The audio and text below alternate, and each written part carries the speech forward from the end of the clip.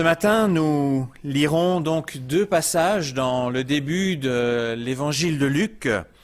Le premier passage, c'est dans Luc 1, les versets 8 à 20, où vous avez l'arrivée de l'ange Gabriel auprès de Zacharie. Un jour, Zacharie exerçait ses fonctions de prêtre devant Dieu, car c'était au tour de son groupe de le faire.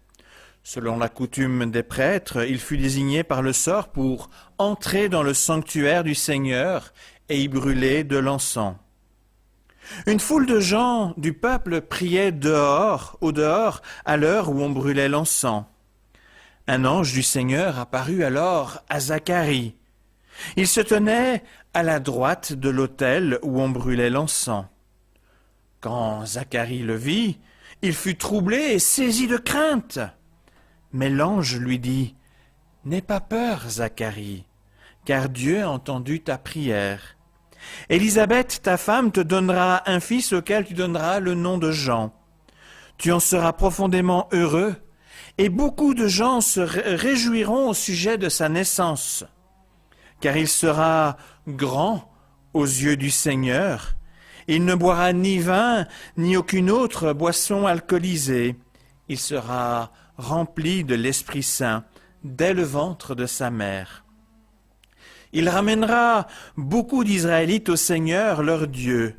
Il marchera devant, sous le regard du Seigneur, avec l'esprit et la puissance du prophète Élie, pour réconcilier les pères avec leurs enfants. Il ramènera les désobéissants à la sagesse des justes.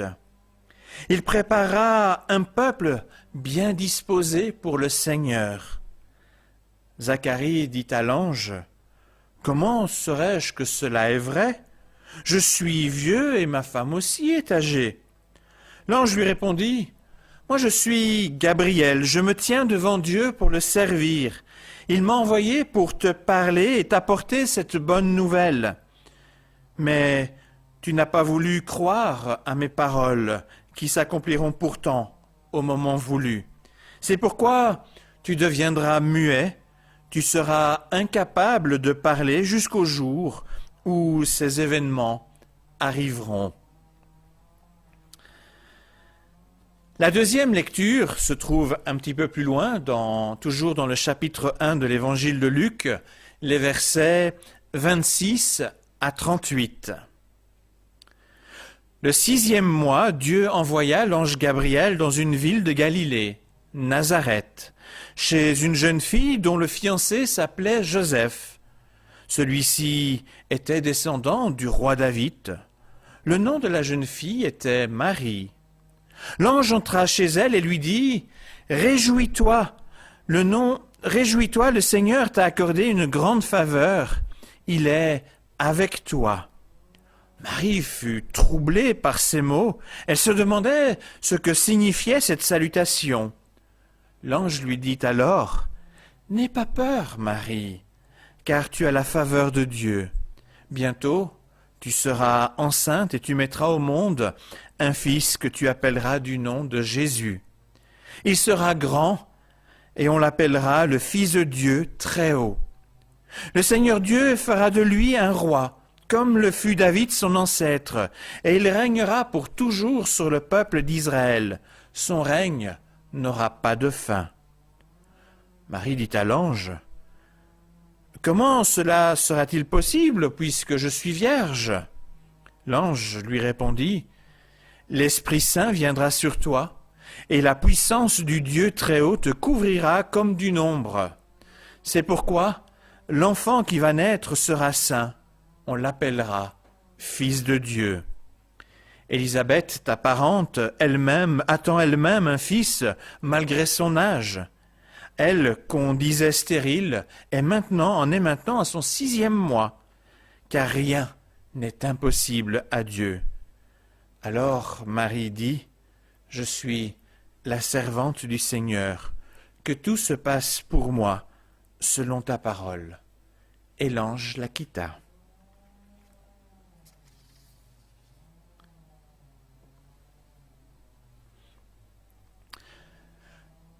Le début de la bonne nouvelle de Jésus racontée par l'évangéliste Luc rapporte ici un double récit de la visite de l'ange Gabriel. D'abord chez le grand prêtre Zacharie, ensuite chez Marie, habitante de Nazareth en Galilée. Voilà quasi 4 siècles qu'il ne s'est rien passé de spécial avec Dieu. Et là, grosse surprise, Luc nous parle d'une double visite de Gabriel, l'ange de l'Éternel. Alors les rêveurs sont aux anges avec un tel début d'histoire, tandis que les sceptiques se demandent pourquoi continuer ce récit qui échappe à toute logique cartésienne. Mais voyons ce qu'en ont pensé les 2 principaux intéressés, Zacharie et Marie. Comment ont-ils réagi à ce qui leur arrivait? Je vous propose en la suite de mettre en parallèle les 2 récits afin de les comparer et voir ce qui s'est passé chez l'un et puis chez l'autre. Comme point de départ, prenons un bref instant pour dire qui sont Zacharie et Marie. Et je commence avec Zacharie. Donc Zacharie était l'époux d'Élisabeth. Le couple n'avait pas d'enfants, ce qui était pour eux une source de souffrance. Et Zacharie avait prié Dieu afin que son épouse soit enceinte. Mais désormais, le couple est assez âgé. Zacharie était prêtre au service du temple à Jérusalem, et selon le tour de rôle déterminé par un tirage au sort, c'était à lui d'officier et entrer dans le temple au nom du peuple. Évidemment, le rôle de prêtre ne se limitait pas à des offices au temple. Zacharie et ses pairs étaient également des spécialistes des Écritures qu'ils étudiaient avec beaucoup de soin, et cela jour après jour. Ils avaient donc aussi un rôle de berger pour le peuple, des enseignants, pour expliquer les lois et les récits anciens, de sorte à apprendre à travers ces récits, ces lois, à honorer le Seigneur et à le suivre, le servir. Et il va de soi qu'en tant que berger spirituel du peuple, les prêtres avaient un rôle d'exemple. Et Zacharie et Élisabeth étaient des gens droits, nous dit l'Écriture, justes aux yeux de Dieu, qui avaient vraiment à cœur d'obéir et servir Dieu.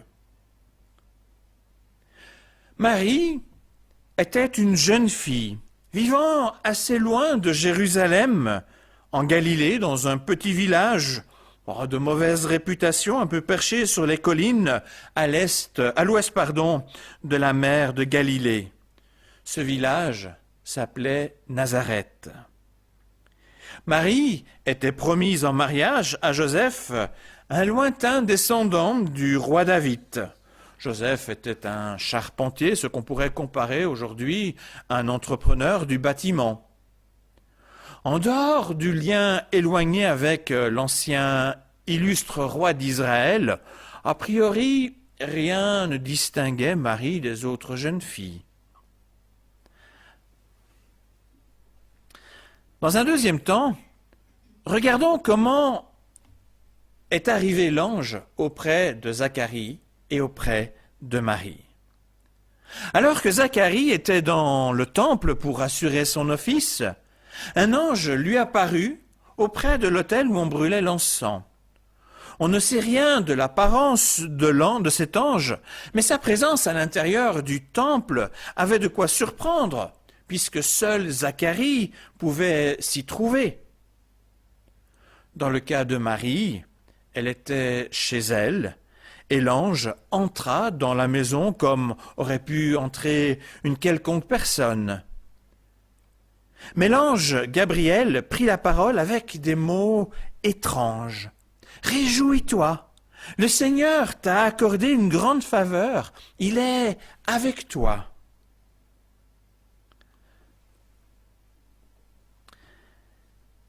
Quelle fut la réaction de Zacharie et de Marie? Sans doute qu'en lisant ces deux histoires, Certains seraient tentés de dire que Zacharie et Marie étaient un peu spéciaux, un peu illuminés pour avoir cru voir un ange. Cependant, nous allons voir que leur réaction serait probablement la même que celle que nous pourrions avoir, nous, dans une situation similaire. Quand Zacharie vit l'ange, il fut troublé et saisi de crainte. Et quand Marie entendit l'ange, elle fut troublée par ce qu'elle venait d'entendre et elle se demandait ce que signifiait cette salutation étrange. On constate que tous les deux sont troublés par ce qui arrivait. C'était anormal. Ni l'un ni l'autre ne comprenaient ce qui se passait vraiment à ce moment-là. Et tous les deux étaient dans la crainte jusqu'à ce que l'ange prit la parole. Dans le temple, l'ange dit « N'aie pas peur, Zacharie ». Et dans la maison à Nazareth, l'ange dit « N'aie pas peur, Marie ». Après ces mots, l'ange poursuivit en délivrant à chacun un message de la part de Dieu.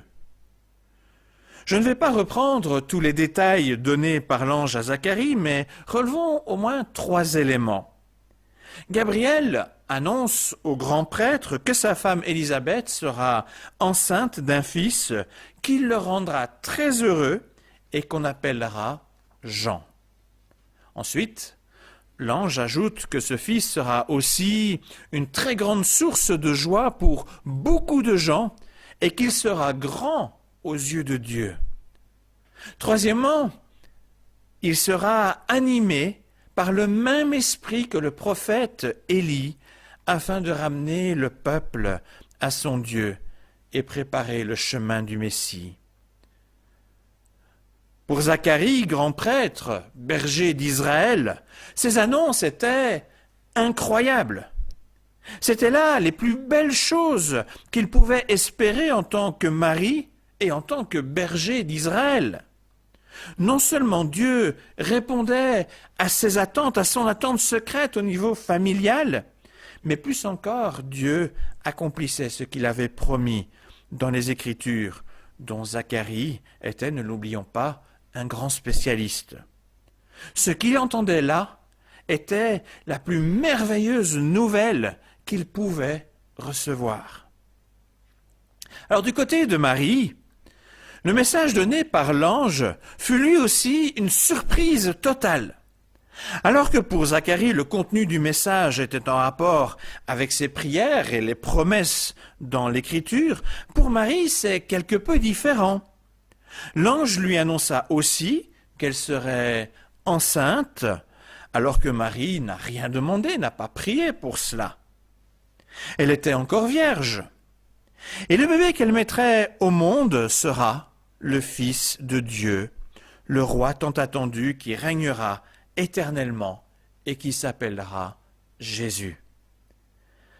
Marie n'est certainement pas une spécialiste des Écritures, mais elle savait certainement que Dieu est un. Entendre parler de Fils de Dieu devait franchement être étrange. Elle devait aussi se rendre compte que ce Jésus serait le Messie attendu depuis des siècles. Est-ce vraiment possible ?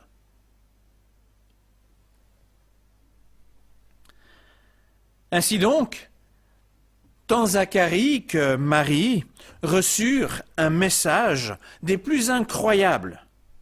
Et j'en arrive à présent à ce qui m'intéresse le plus ce matin. Leur réaction face à l'apparition de l'ange et à son message des plus déconcertants. Il serait faux de penser qu'on pourrait faire croire n'importe quoi à Zacharie ou Marie parce qu'ils étaient d'une autre époque, d'une autre culture ou engagés différemment du point de vue religieux. Bien sûr que non. La précision donnée en Luc 1,29 est assez utile à entendre. Marie se demandait ce que signifiait cette salutation. Cela indique bien, de la part de Marie, un travail de réflexion, l'usage de l'intelligence pour analyser ce qui se passait d'anormal sous ses yeux. Zacharie et Marie avaient la même capacité de raisonnement que nous pour pouvoir se demander ce qui se passait là. Dans la suite, nous allons constater que chez Zacharie et Marie, deux réactions en apparence assez proches et pourtant vont être assez fortement opposées. Ils ont en commun d'évoquer tous les deux un problème d'ordre biologique. Zacharie évoqua sa vieillesse et celle de sa femme pour dire qu'il ne peut pas vraiment croire à cette histoire. Pour sa part, Marie relève une sérieuse inconnue. Comment pourra-t-elle être enceinte puisqu'elle n'a jamais connu d'homme?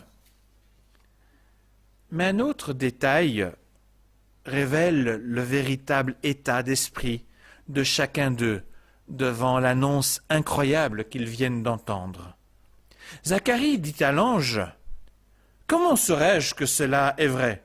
Aujourd'hui, on dirait, est-ce que c'est la réalité ou c'est une fake news?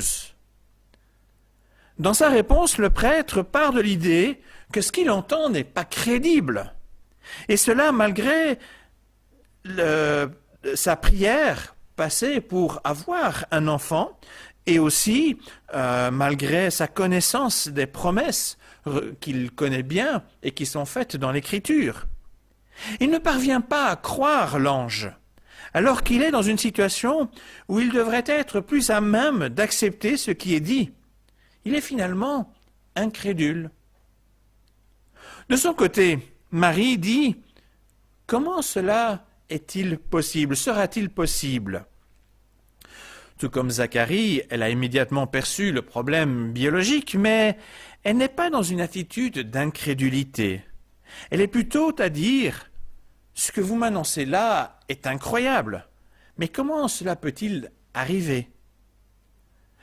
Contrairement à Zacharie, elle n'est pas dans une attitude incrédule, et cela malgré le fait que l'annonce est une surprise totale qui va complètement bouleverser sa vie.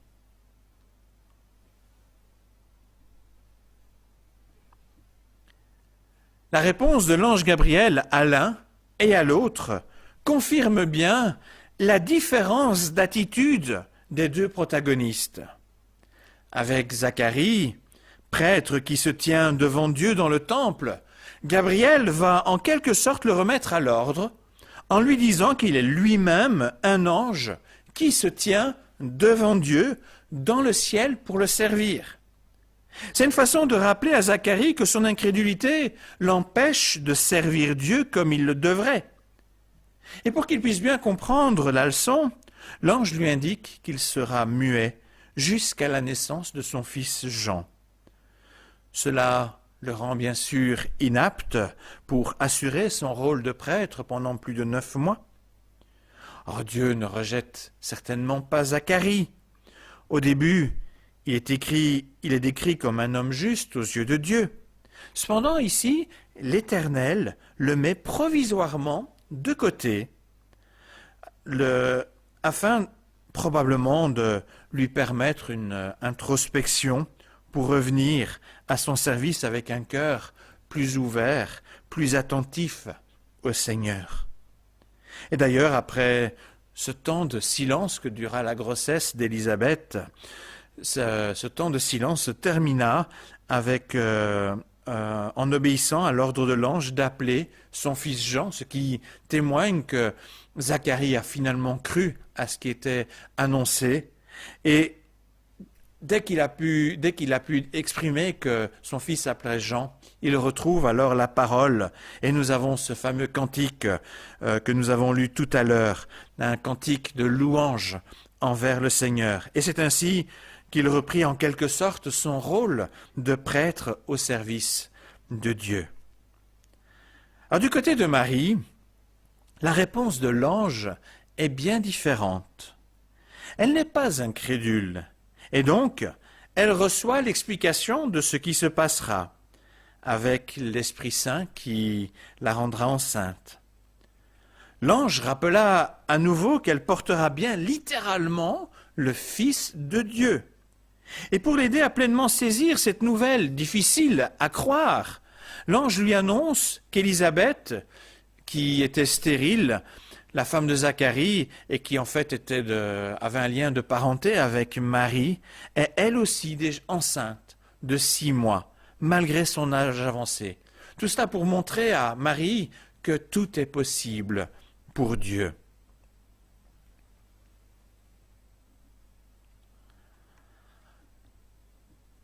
Du côté de Zacharie, la fin de la rencontre avec l'ange se termine avec un prêtre qui n'a plus de voix, qui est muet pour un temps.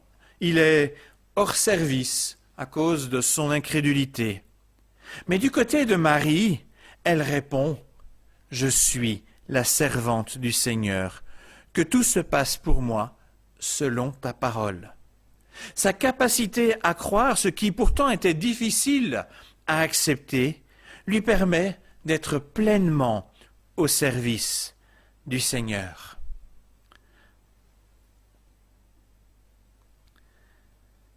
Si ce matin j'ai pris le temps de mettre en parallèle ces deux récits en apparence assez similaires, c'est finalement pour mettre en évidence deux attitudes possibles face à un message incroyable de la bonne nouvelle.